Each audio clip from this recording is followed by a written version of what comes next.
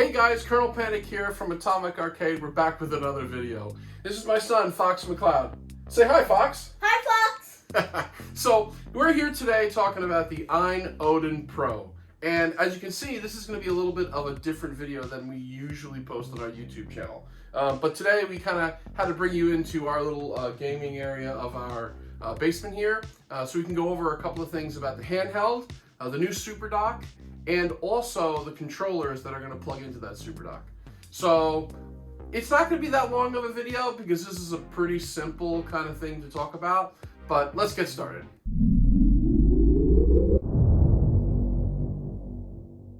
All right, so as you can see, this is where we have decided to place our Super Dock. It actually replaced our Nintendo Switch dock because, as I'm sure some of you know, the Super Dock can also be used by the Nintendo Switch. So that is a super huge deal for those families who have a Switch already and want to continue to use their Switch docked.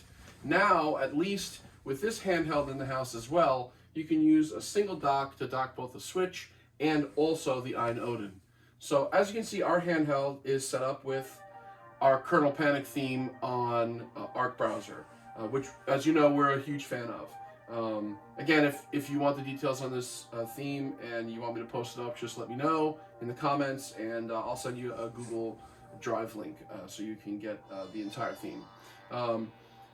So as you know, it's supposed to be able to just simply slide the unit into the dock, and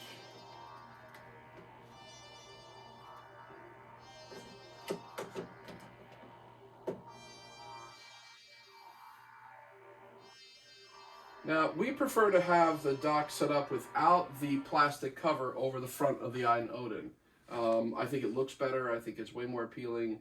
Can it be a little bit more difficult to get the unit in the dock? Yes. But in my opinion, this is a much better way to dock your Ayn Odin, especially if it is not going to be docked all the time, which is how we're going to use this handheld for sure.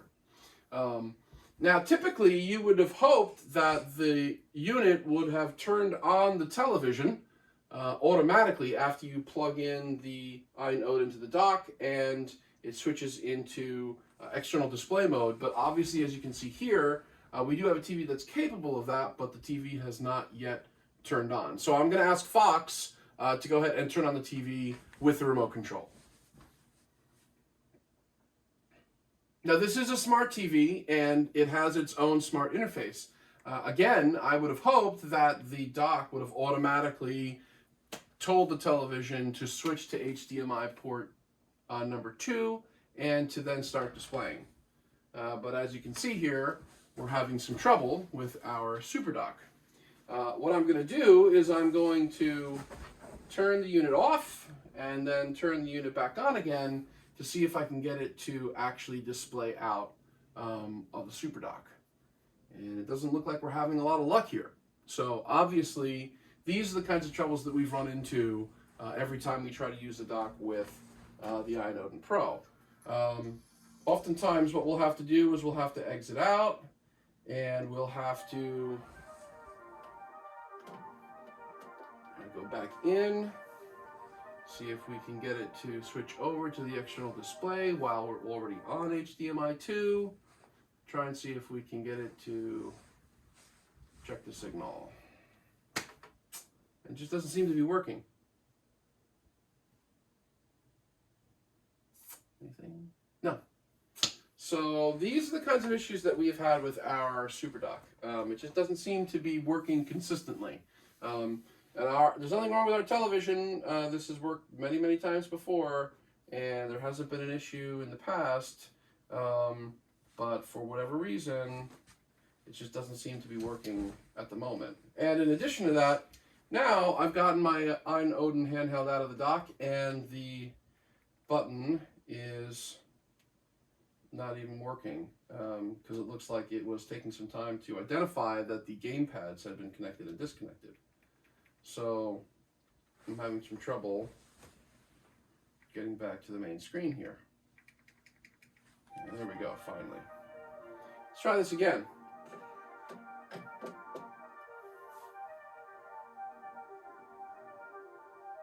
Again, we dock it, screen turns off, audio eventually shunts over. Try HDMI 2, see if we were on that before. What about 3? No, only 1 and 2 are plugged in.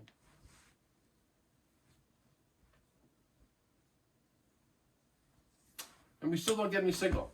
So obviously, there's something up with this particular dock and or this particular handheld. I'm not sure if it's just my unit. Obviously, I have no way, the ability to compare and what's going on, but I've heard a lot of reports of a lot of inconsistencies with the dock. One of the things that I've learned that has sometimes be able to resolve this situation is by undocking it, and as you can see, the handheld is a little frozen up, not really responding at the moment. And what I'm going to do is I'm going to reset the device, which looks like it's already been reset and rebooting now. These are the kinds of issues that we've had with our Super Dock. It just doesn't seem to be quite that consistent. Now, I don't know if it's the software in Android, which I'm betting it is, or if it's a hardware problem. I'm going to be honest with you, we've certainly gotten the Super Dock to work, and when it does work, it displays pretty well. So, in my opinion, this has to be some type of software issue.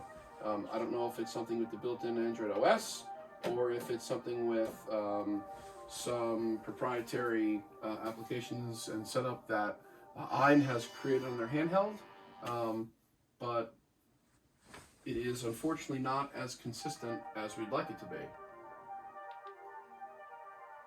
Yeah. It just doesn't seem to want to... How about you...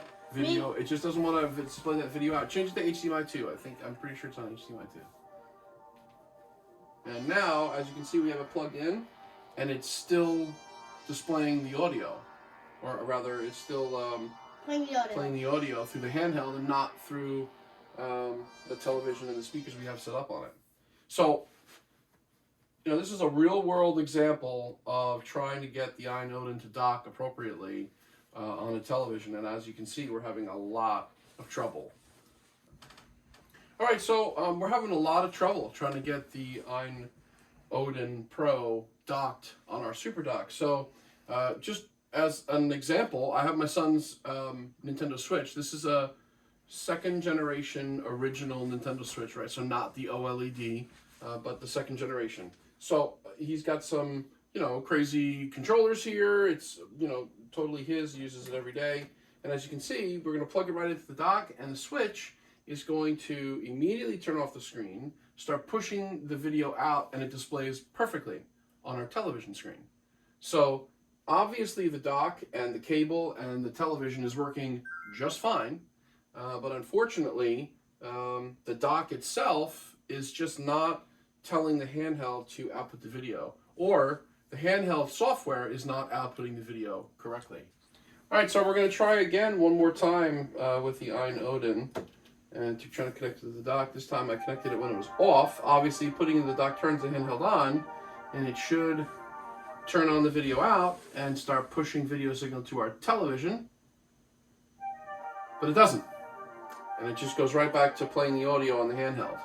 So, as I said in another video, that I reviewed the unboxing of the Ayn Odin Pro, I was very excited about the dock and the possibilities that it has for N64 controllers and GameCube controllers. But obviously, there's a lot of work to be done here. I believe this is a software problem. I believe it could be fixed with a software fix. But right now, this dock is completely unusable with our Ayn Odin handheld. So obviously using our Ayn Odin Pro dock didn't go as planned today, but this is a perfect example of the issues that we have had with using the dock and the Ayn Odin. Now the dock doesn't seem to have a problem docking the Nintendo Switch almost every single time. So that tells me that there is either a software or a hardware glitch inside this Odin handheld. Now I've gotten the dock to work before, so I don't think it's a hardware problem, but I do think it's an inconsistent software issue. I've said before on another video and some other places that, in my opinion, if you're not playing a Nintendo 64 game or a GameCube game with the original style controllers, then really the experience is very different. And I don't know if it's really the best way to play those games. So having the dock that would allow you to plug in an N64 controller or a GameCube controller was a huge benefit, in my opinion, for this particular device. But if the dock's not going to work consistently, then it's, you know, not really that great, and I don't know that I can recommend using the handheld in dock mode. Consistency is key, and obviously the Ayn Odin is falling a little short with their Super Dock. I want to talk about something else that's kind of an elephant in the room when you are using retro games with their original system controllers in a setup like this. You see, these handhelds have lots and lots of games on them and lots of platforms. So they're very different than a regular Nintendo 64, GameCube, NES, or Super Nintendo. The problem is that there's no way to navigate the system on the Ayn Odin with an original controller. So even after you get past the consistency issues with plugging in the Ayn Odin into the dock, and also the controller profile issue where you have to map each button every time you dock the Odin or the handheld gamepads won't work, even after all of that is accounted for with maybe some type of software fix or whatever issues need to be worked out, these controllers don't have home buttons. Now, I know that seems like a simple kind of thing to talk about, and it's kind of silly, like, yeah, we know, Colonel, obviously they don't have home buttons. They were designed for consoles where they had a single game in them, and you didn't really need to go home, you just needed to play the game, which was already in the console. And that's the elephant in the room. That these controllers were designed for systems that were meant to play one game at a time, and that's it. And there was no choosing between different games on the same console, swapping between platforms, between all the way from the NES all the way up to a PlayStation 2. So when you have these controllers plugged in and you're using them to play a game, it's incredibly difficult to try to navigate the system of the Ayn Odin. So be mindful of that if you're going to be using the Ayn Odin and the dock all the time. You're going to have to come up with another solution, and the easiest and best solution is a simple Bluetooth controller that connects wirelessly to the unit that will be able to navigate the Ayn Odin, something like an 8-bit do or some other type of Bluetooth controller. Well, that's all we have for you today, folks, and I hope you enjoyed the video. I hope this was a little bit of some informative information about how the dock is going to perform for you. Hopefully this is just an issue with my particular unit or maybe my particular dock, but I gotta tell you, the dock's been very inconsistent, and it's honestly a huge letdown. I was really hoping that the Super Dock was going to be the Ayn Odin handheld's, I don't know, secret weapon or huge benefit that nobody really knew about, but it just doesn't seem to execute correctly.